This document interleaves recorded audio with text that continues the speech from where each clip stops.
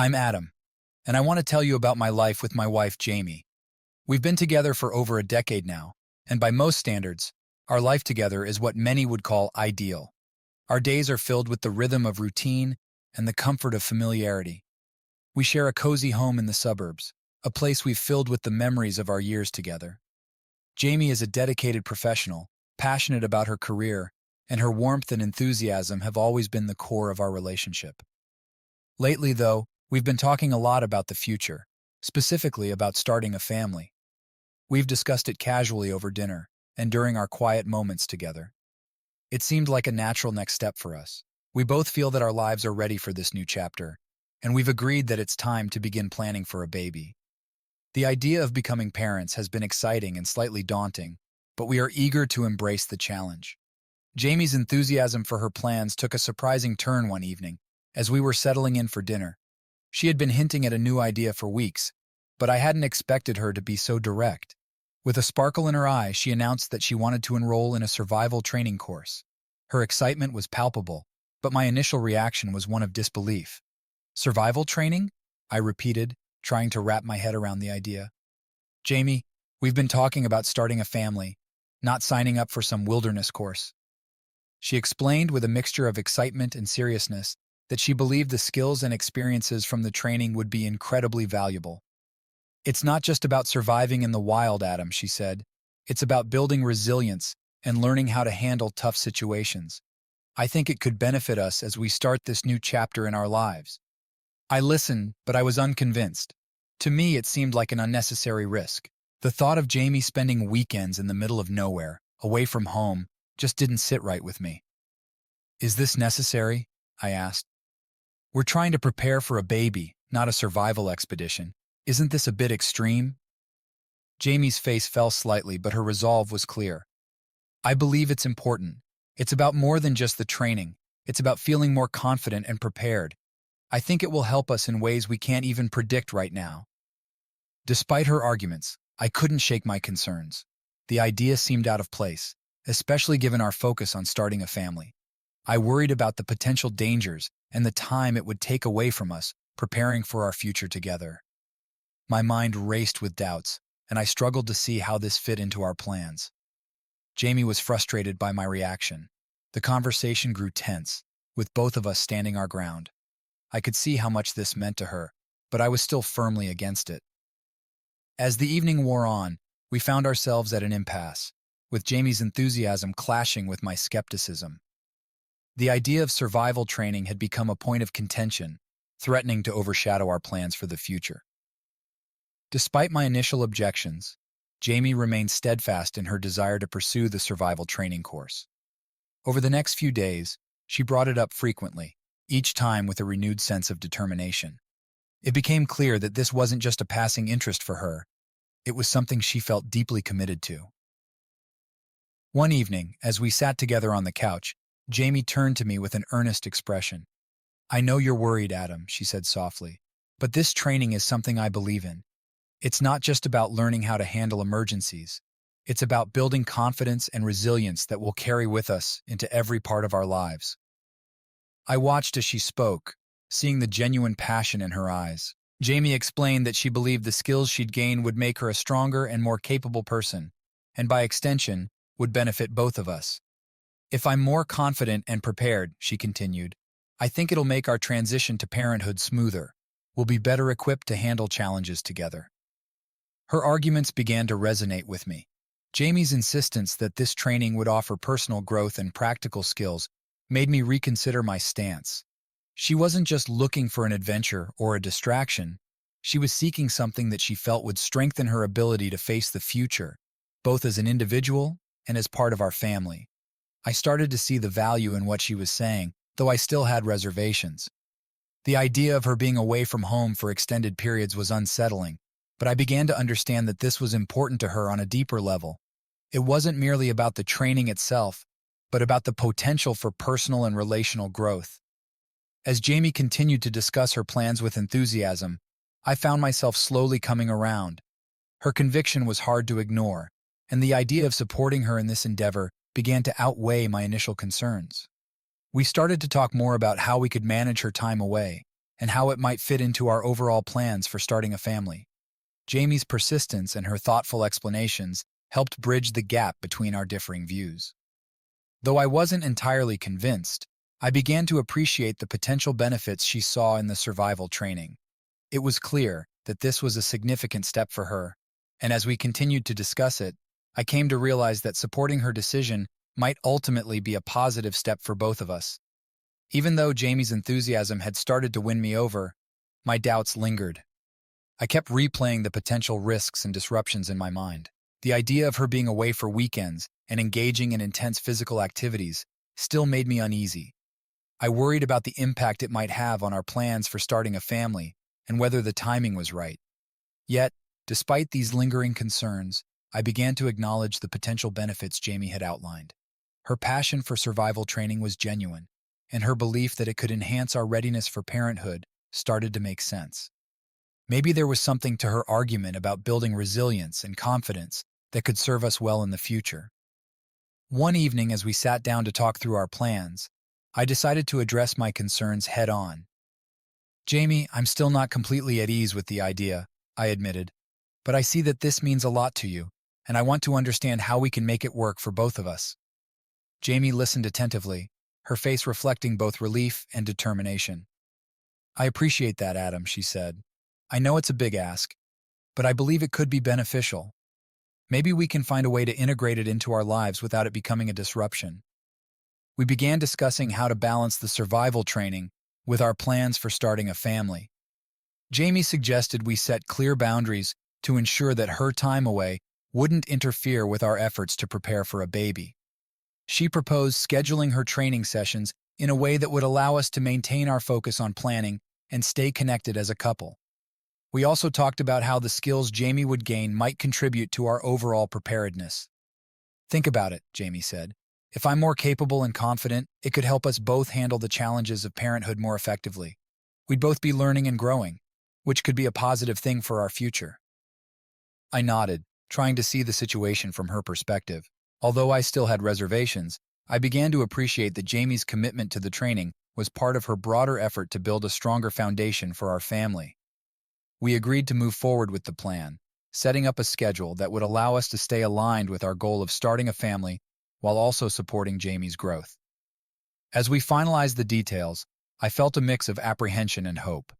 The process of reconciling our differing views had been challenging, but I was starting to see the potential for this experience to benefit us both.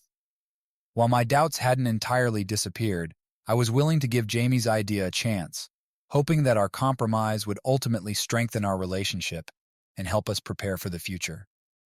Jamie's survival training was set to begin, and with a mixture of anticipation and apprehension, she prepared for her departure. The course would take place at a remote facility nestled in the mountains, far from the comfort of our everyday lives. As the day of her departure approached, the reality of her absence started to sink in. We spent the night before she left packing her gear and discussing the logistics. Jamie was excited, her enthusiasm evident as she packed her bags with camping equipment, emergency supplies, and other essentials. "I'm looking forward to this," she said, her eyes shining with anticipation. "It's going to be a great experience." I nodded, trying to mask my unease. "I hope so, Jamie. Just be safe out there, okay? And remember to keep in touch whenever you can." With a final hug and a promise to stay in contact, Jamie set off for the training facility. I watched her drive away, feeling a twinge of loneliness and uncertainty. The house felt unusually quiet without her, and I was left to manage everything on my own. Over the next few days, my routine adjusted to accommodate Jamie's absence. I focused on our ongoing projects and the various tasks related to planning for our future. The quiet house was a stark contrast to the lively conversations we used to have, and I found myself missing her presence more than I expected. I busied myself with organizing our home and continuing our discussions about starting a family. I reviewed our plans and made notes on what we needed to address next. It was a productive time, but it felt like something was missing. The process of adjusting to Jamie's absence and the shift in our routine was more challenging than I had anticipated. Jamie kept in touch as promised, sending occasional updates about her experiences. Her messages were filled with enthusiasm about the training, describing the rugged terrain and the challenging exercises she was undertaking. Today we learned how to build a shelter from natural materials, she wrote. It's been tough, but I'm enjoying it. Her words, while reassuring, also highlighted the growing distance between us. The physical separation, combined with the intense focus of her training, made it feel like we were drifting apart. I tried to stay supportive, but the distance was beginning to take a toll on me. As the days passed, I found myself grappling with the mixed emotions of pride and worry.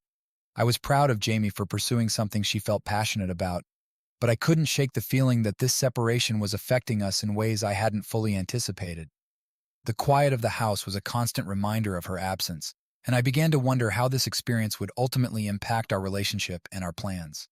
The first week of Jamie's survival training came to a close, and she finally had a chance to reach out and update me on how things were going. Her message came through on my phone one evening, and I eagerly read her words, hoping for some insight into her experience. "Hi, Adam," the message began. "I wanted to let you know how things are going. This training is turning out to be much more challenging than I anticipated. The days are long and physically demanding, and we're learning so many new skills. It's tough, but I'm enjoying it." Jamie went on to describe the intense physical activities they were involved in, from hiking up steep trails to setting up survival camps. She mentioned how the training was pushing her limits, but she felt a growing sense of accomplishment with each passing day. "The instructors are amazing," she wrote. "They're experts in their fields and have so much knowledge to share. I'm learning a lot from them." But it wasn't just the training that Jamie was excited about. She also spoke about the people she'd met. "The other participants are great. There's a real sense of camaraderie among us. We've been sharing stories and helping each other through the tougher parts of the course. It's been inspiring to see how everyone is coming together." She mentioned a few new friends she had made, highlighting their shared interests and mutual support. "There's one person in particular who has been incredibly helpful. His name is Mark, and he has a lot of experience in outdoor survival. He's been a great resource for me." Jamie's enthusiasm was contagious, even though I couldn't help but feel a pang of jealousy. The vivid descriptions of her new experiences and connections painted a picture of a life I wasn't a part of, and it made me realize just how distant we had become in this short time. Despite my mixed emotions, I tried to remain positive and supportive. "I'm glad to hear you're enjoying it," I replied. "It sounds like you're learning a lot and meeting some interesting people. Just remember to take care of yourself and stay safe." As the days continued, I kept up with Jamie's updates, feeling both pride in her accomplishments and a growing sense of separation.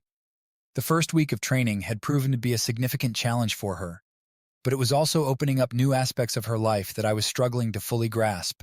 The distance between us was becoming more pronounced, and I began to question how this experience would shape our relationship and our plans for the future. As the survival training progressed, Jamie's updates continued to provide glimpses into her experiences. Her messages were filled with enthusiasm and a growing sense of camaraderie with her fellow participants. It was clear that the training was having a profound impact on her, both physically and emotionally. One evening, Jamie's message took a more personal turn. She mentioned a participant named Chris, someone who had become an integral part of their group. "I have to tell you about Chris," she wrote. "He's another participant here, and he's incredibly knowledgeable. He's been a huge help to everyone in our group." Jamie went on to describe Chris in detail. "He's been through several survival courses and has a lot of experience in outdoor survival. His skills are impressive, and he's been guiding us through some of the more challenging aspects of the training. We've all learned so much from him." Her admiration for Chris was evident in her words. "Chris has this calm and confident demeanor that reassures us when things get tough. He's always willing to lend a hand or share advice, and it's made a big difference in how we're handling the course." Jamie also mentioned that Chris had taken on an informal leadership role within their group.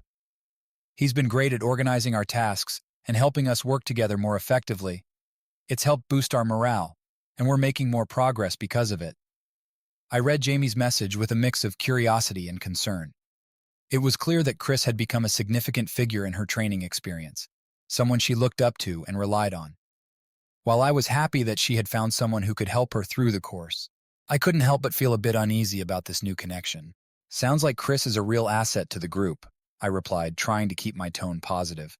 "I'm glad to hear you're getting so much out of the training, and that you have someone experienced to guide you. Jamie's next message included a bit more about Chris and his background, but she was careful to keep the focus on the training itself. "He's been great," she reiterated. "I feel like I'm growing because of this experience, and Chris has played a big part in that." As I reflected on her updates, I found myself both impressed by Jamie's progress and wary of the influence Chris might have. The training was having a transformative effect on her, but it was also creating new dynamics that I was not fully part of. The growing connection between Jamie and Chris was a new aspect of her life that I would need to come to terms with as she continued her journey. As the weeks of Jamie's survival training continued, her messages to me began to shift in tone. The excitement and enthusiasm of her early updates gave way to more personal and detailed reflections on her experiences. It was clear that her connection with Chris had deepened, and the nature of her communications began to reveal more about this evolving relationship. In one message, Jamie described a particularly challenging day in the training. "We had a tough task today," she wrote. "We were split into teams to build a makeshift shelter in the middle of a storm. It was exhausting and stressful, but Chris was amazing.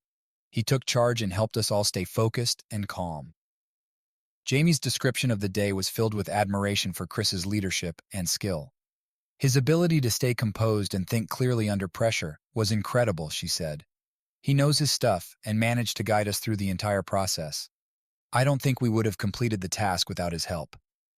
As Jamie continued to share her experiences, it became evident that her bond with Chris had grown stronger. She spoke about their teamwork and the way they complemented each other's skills.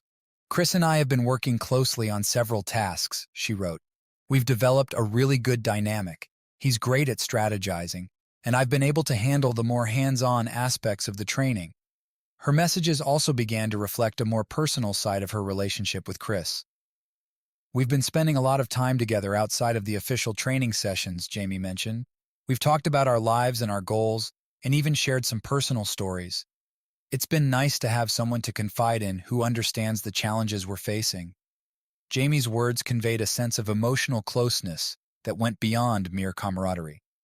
"There's something comforting about having someone so supportive and encouraging," she admitted. "Chris has become a good friend, and I value the connection we've developed. It's been a huge part of making this experience feel meaningful." As I read these updates, I couldn't ignore the growing unease I felt. The emotional bond Jamie was forming with Chris seemed to be deepening into something more significant than just friendship. Her detailed accounts of their shared experiences and the support they offered each other painted a picture of an intimate connection that extended beyond the scope of the training. Despite my attempts to remain supportive, I struggled with feelings of jealousy and concern. The emotional closeness between Jamie and Chris was becoming increasingly apparent, and it was difficult for me to reconcile this new aspect of her life with our plans and relationship. The distance that had once felt manageable was now marked by a growing complexity that I needed to address as Jamie continued her journey in the mountains. As Jamie's survival training progressed, I began to notice subtle but troubling changes in her behavior. The initial excitement she had shown about the course seemed to shift into something more consuming, and her once regular communication with me started to dwindle. The emotional distance between us grew, and I struggled to understand the reasons behind this shift. In the early days of her training, Jamie had been diligent about keeping me updated on her experiences. We would exchange messages almost daily, discussing her challenges, achievements, and the people she was interacting with. However, as time went on, her updates became less frequent and less detailed. The once lively conversations turned into brief and somewhat distant exchanges. Jamie's responses to my messages began to feel curt and hurried. She would acknowledge my questions but offer only minimal details. "Training is going well," she would reply. "We've been busy with a lot of tasks." There was no longer the same level of enthusiasm or engagement in her messages. It was as if the energy she had once dedicated to sharing her experiences with me had been redirected elsewhere. I also noticed that Jamie seemed increasingly preoccupied with her new activities. Our conversations that had once included plans and dreams for the future now felt constrained by the immediate demands of her training. Discussions about starting a family, which had been a central focus before, were noticeably absent from our talks. Instead, she would briefly mention her schedule and then change the subject, or end the conversation abruptly. One evening, I attempted to address this change directly. "Jamie, I've noticed that we don't seem to talk as much about our plans anymore," I said in a message. "It feels like you're absorbed in the training, and I'm starting to miss our discussions about what's next for us." Her response was polite, but distant. "I'm just really busy with everything here," she explained. "The training takes up a lot of my time and energy. I'm sure we'll get back to talking about our plans soon." Her explanation, while understandable, did little to ease my growing concern. The more I reflected on her words, the more I realized that her focus had shifted significantly.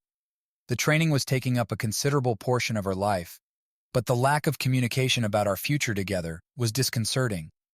It felt as though our plans and aspirations were being sidelined by her new priorities. As the weeks continued, the emotional gap between us seemed to widen.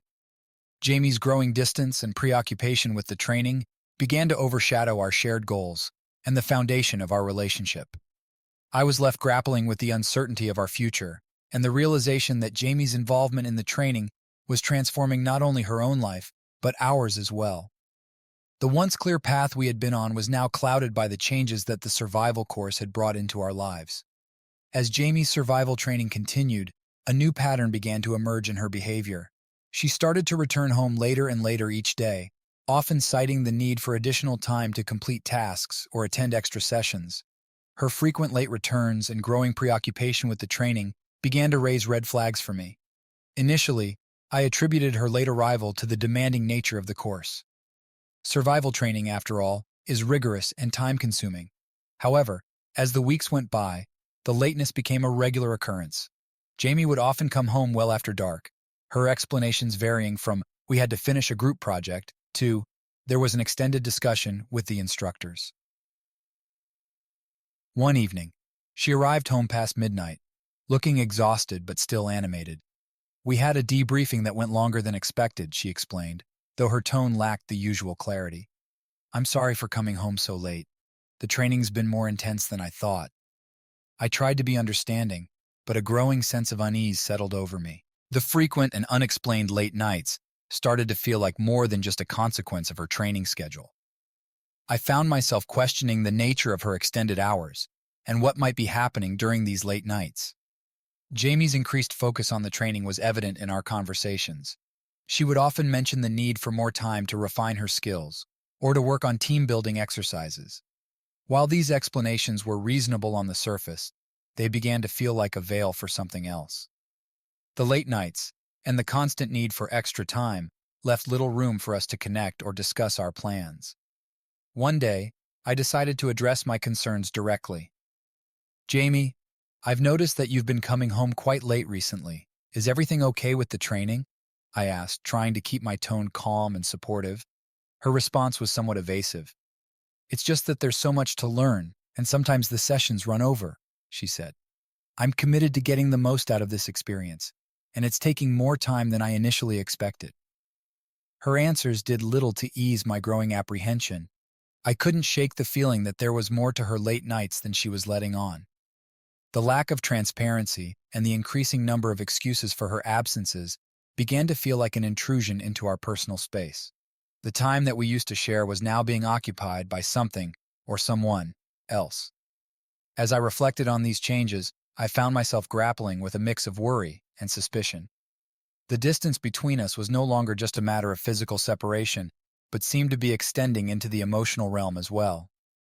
Jamie's late nights and preoccupation with the training were becoming a significant concern, and I was left to navigate the growing chasm between us, uncertain of what lay behind the encroaching boundaries of her personal space. It was a day like any other when my world tilted on its axis. Jamie had left for another late evening session of her survival training, and I was alone at home, trying to pass the time and manage the growing anxiety I felt about our relationship. The persistent worry about her frequent absences and the increasing distance between us had been gnawing at me for weeks. It was a suspicion I had tried to ignore, hoping that my concerns were unfounded. That evening, as I was tidying up the living room, I noticed Jamie's phone left on the coffee table. It was unusual for her to leave it behind, especially given how attached she had become to it. An uneasy feeling crept over me, and my curiosity got the better of me. I picked up the phone, hesitating for a moment before unlocking it with the passcode I had known for years. What I found was a jarring and painful revelation. As I scrolled through her messages and photos, the truth began to unravel before my eyes. The phone was filled with messages exchanged between Jamie and Chris, messages that grew increasingly intimate over time. Their conversations were not just friendly banter, but charged with a deep emotional connection. They spoke about their days, shared personal thoughts, and expressed feelings that went far beyond mere friendship. One particular thread caught my eye. It was a series of messages where Jamie and Chris discussed their private moments together. They talked about times they had shared alone, their mutual admiration for each other, and their plans to meet outside the official training sessions. The messages were filled with longing and affection, revealing a relationship that had crossed the line into something much more intimate. The most painful discovery was a set of photos. There were pictures of Jamie and Chris together, smiling and enjoying each other's company in ways that were far too close for just friends. Some photos showed them in relaxed, intimate settings, while others captured moments that were private and personal. The images conveyed a deeply unsettling closeness. The emotional weight of what I had uncovered hit me like a tidal wave. My heart raced, and my hands trembled as I tried to process the betrayal I was facing. The person I had trusted and loved had been sharing a significant part of her life with someone else. The emotional bond she had developed with Chris was not just a distraction, but a full-fledged affair. I felt a profound sense of emptiness and disillusionment. The dreams and plans Jamie and I had shared seemed to dissolve into a haze of betrayal and loss. The stability and trust that had once characterized our relationship were shattered. The weight of the evidence left me feeling numb, as though the ground had been ripped out from under me. In the silence of the empty room, the reality of Jamie's infidelity sank in. The trust that had been the foundation of our life together was gone, replaced by a painful and harsh truth. I was left grappling with the overwhelming sense of betrayal and the daunting task of confronting Jamie with what I had discovered. The night Jamie returned home, I was waiting for her with a mixture of dread and resolve. I had spent the entire day reeling from the painful discovery on her phone, wrestling with the reality of her betrayal. As the hours dragged on, my mind was a whirl of conflicting emotions, anger, hurt, and a deep sense of betrayal. I knew I couldn't let another day pass without confronting her. Jamie walked in, her face lighting up when she saw me, but her expression quickly faltered as she noticed the serious look on my face. "Hey," she said, her voice tentative. "I didn't expect you to be up. It's been a long day." I took a deep breath, trying to steady my nerves. "Jamie, we need to talk," I said firmly, my voice betraying a hint of the anger I felt inside. "It's important." Her face fell as she realized the gravity of the situation. "What's wrong?" she asked, her voice now laced with concern. I gestured towards the living room and led her to the couch. I could see the confusion and anxiety in her eyes as she sat down. I reached for her phone, which I had left on the coffee table, and held it up. "I found something today," I began, my voice trembling slightly. "I found messages and photos on your phone that show you've been involved with Chris. You've been having an affair." Jamie's eyes widened, and she looked down, unable to meet my gaze. The silence stretched between us, thick with unspoken emotions. I didn't want you to find out this way," she said quietly, her voice breaking. I felt a surge of frustration and pain. "How long has this been going on?" I demanded, trying to keep my voice steady despite the turmoil within. "How could you do this to us?" Jamie looked up at me, her eyes filled with tears. "It started a few weeks into the training," she admitted, her voice barely above a whisper. "At first, it was just a connection I felt during the training, but it grew into something more. Chris and we developed real feelings for each other." Her words were a brutal blow, each confession piercing deeper than the last. "You were supposed to be committed to our future," I said, struggling to keep the tears at bay. "We were planning to start a family. How could you betray that?" Jamie's shoulders slumped, and she looked utterly defeated. "I know it's wrong," she said, her voice trembling. "But the connection I felt with Chris was something I didn't expect. He's been there for me in a way I didn't realize I needed. It's more than just physical. It's emotional, too." I shook my head in disbelief. "So what now? What do you expect me to do with this?" I asked, my voice cracking. "You've shattered everything we've built together. How can we move past this?" Jamie reached out for my hand, but I pulled away. I don't know what the future holds, she said, her voice filled with regret. I never wanted to hurt you, and I'm so sorry. I know I've betrayed your trust, and I understand if you can't forgive me. Her apology felt hollow amidst the wreckage of our relationship. The hurt and betrayal I felt were overwhelming, and the idea of reconciliation seemed distant and uncertain. Jamie's confession had opened a chasm between us that seemed impossible to bridge. The confrontation had revealed the depth of her feelings for Chris, but it had also laid bare the profound impact of her actions on our life together. As the reality of the situation settled in, I was left grappling with the painful decision of how to move forward. The trust that had once been the foundation of our relationship was shattered, and I had to confront the harsh truth of whether it could ever be rebuilt, or if our path together had come to an irrevocable end. The weight of Jamie's confession hung heavily in the air as we sat together in the dimly lit living room, the silence between us thick with unresolved emotions. The confrontation had been brutal, but now came the even more painful task of discussing the consequences of her actions and what they meant for our future. Jamie was sitting across from me, her face pale and drawn, tears staining her cheeks. The remorse in her eyes was evident, but it did little to mend the emotional chasm that had opened between us. I can't begin to tell you how sorry I am, she said, her voice trembling. I never meant to hurt you like this. I've been selfish, and I see now the damage I've caused. I stared at her, struggling to process her words. Sorry doesn't undo what's happened, Jamie, I said quietly, the hurt in my voice barely masked. You've broken our trust and jeopardized everything we've worked for. How can we ever go back to how things were? Jamie looked down, her hands twisting nervously in her lap. I know, she said softly. I know I can't take back what I've done. I wish I could, but I can't. All I can do now is express my regret and try to make amends. Her words were hollow comfort in the face of the reality we now faced. The future we had envisioned together, a future filled with plans for starting a family, seemed increasingly out of reach. The dream of building a life together had been marred by betrayal, and I found myself questioning whether it was even possible to move forward. We spent hours discussing the fallout from Jamie's affair. We talked about the emotional impact on both of us, the erosion of trust, and the uncertainty about the future.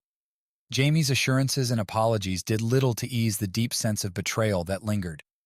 Each promise she made felt like a fragile thread, unable to fully bridge the gap created by her actions. I don't know what to do next, Jamie admitted, her voice breaking. I love you, Adam, and I want to work through this, but I understand if you need time or if you can't forgive me. The pain of her admission was compounded by the realization that time might not be enough to heal the wounds she had inflicted. The trust that once held our relationship together was fractured, and I found myself grappling with doubts about the future of our family. Could we rebuild what had been lost, or had her betrayal irrevocably altered the course of our lives? As the conversation continued, the uncertainty about our future became increasingly clear. Jamie's regret was genuine, but it was unable to erase the reality of what had happened. I was left grappling with the difficult decision of whether to attempt to salvage our relationship or to acknowledge that the damage might be too great to overcome. The consequences of Jamie's actions had set us on a path of painful introspection and difficult choices. The dream of a shared future now seemed fraught with doubt, and I was faced with the harsh reality of determining whether the love we once had was strong enough to withstand the weight of betrayal, or if it had been irrevocably shattered by the events that had transpired. In the quiet aftermath of Jamie's confession and the painful discussions that followed, I found myself standing at a crossroads, trying to piece together the shattered fragments of my life and our relationship. The weight of her betrayal had left an indelible mark on my soul, and the path forward seemed obscured by the haze of hurt and confusion. The impact of Jamie's affair on me has been profound. The trust that once underpinned our relationship has been eroded, and with it, a sense of security and stability that I had taken for granted. Every memory, every plan we had shared now feels tainted by the reality of her infidelity.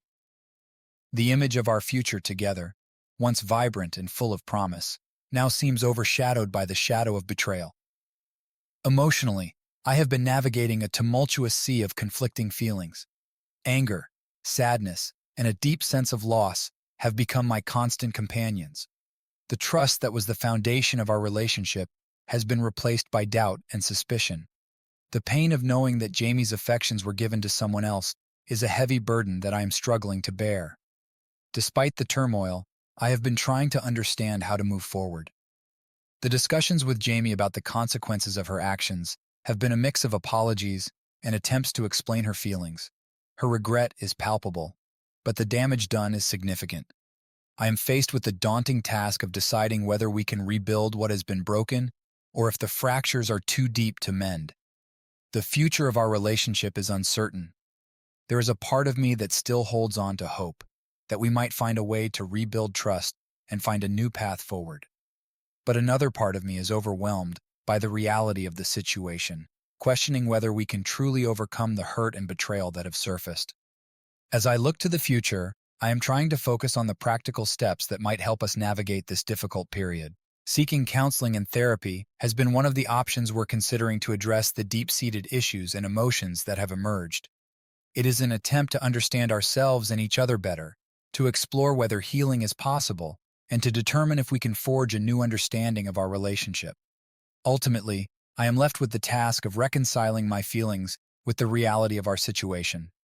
Moving forward will require not just confronting the pain, but also making difficult decisions about what I want for my future. The process of healing, whether it leads to reconciliation or separation, will be long and challenging. Jamie's betrayal has forced me to confront the fragility of trust and the complexity of human relationships. It has been a journey of self-discovery and painful introspection, and as I navigate the uncertain road ahead, I am left to ponder how to emerge from this ordeal with a sense of clarity and hope for what lies beyond the shadow of betrayal.